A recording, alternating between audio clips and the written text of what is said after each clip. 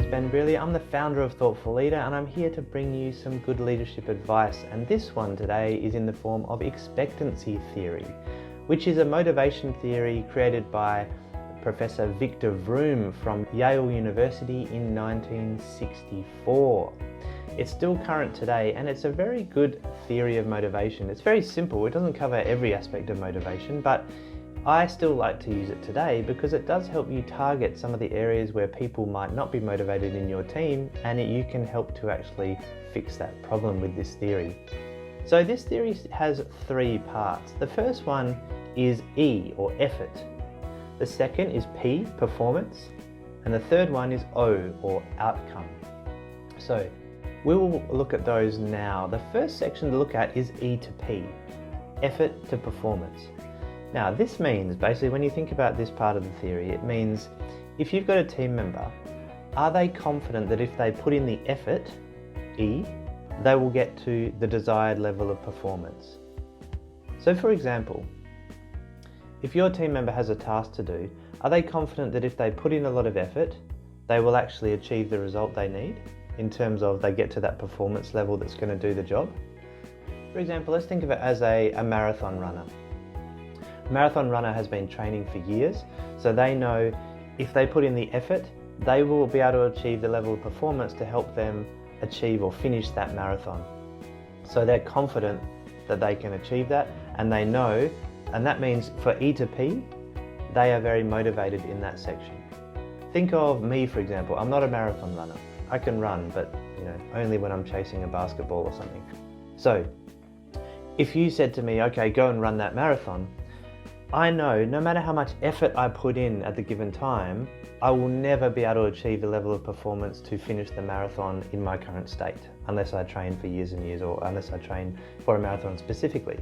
So my motivation from the E to P section is likely to be quite low. I'm not going to be confident that if I put in the effort, I'll be able to achieve that marathon.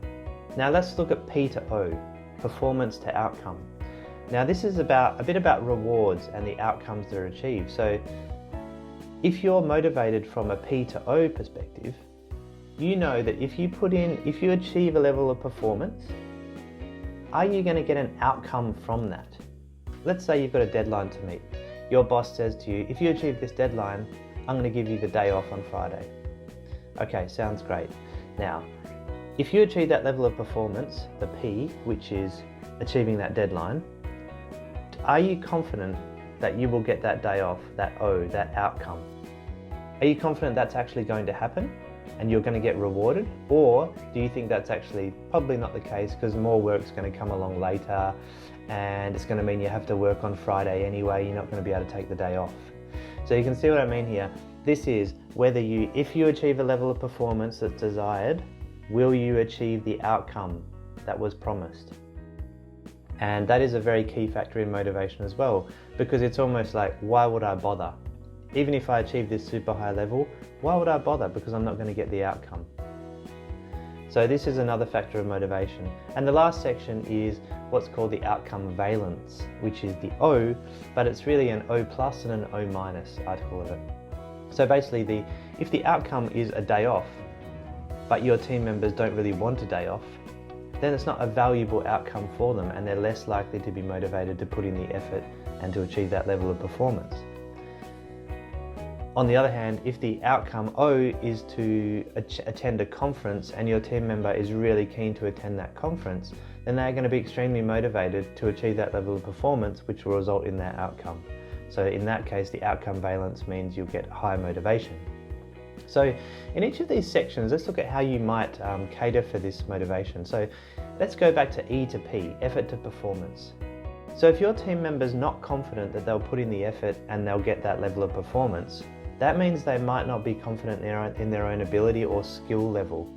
So they might need some training, mentoring, or coaching to help them build that belief that they can achieve the level of performance desired.